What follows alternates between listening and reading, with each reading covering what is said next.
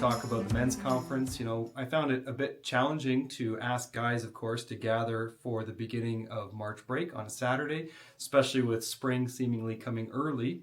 But, I loved what Kevin DeRaaf, our speaker, who's the director of Resonate Global Mission, he said in the introductory video that we saw earlier in the service the week prior. He said, I know how hard it is. Sometimes we forget. Speakers know also how hard it is to give up a Saturday.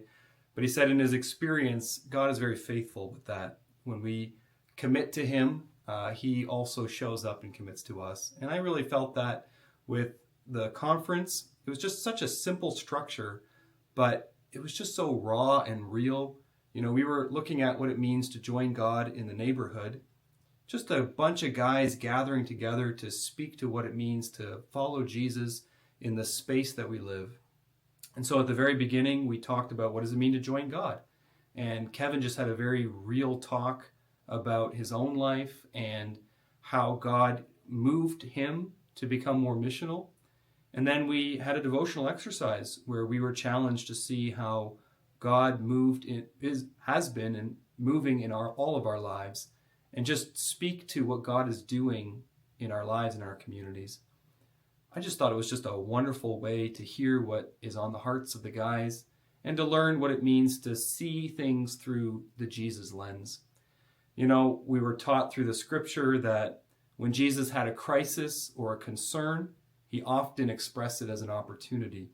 His disciples were struggling to figure out, what are we going to do in this situation? But Jesus always used that opportunity to teach and to show us how to see things differently. And so we had a beautifully long breakfast to start. We had wonderful joining of men's voices in worship. And then on the second half, we had a nice long lunch.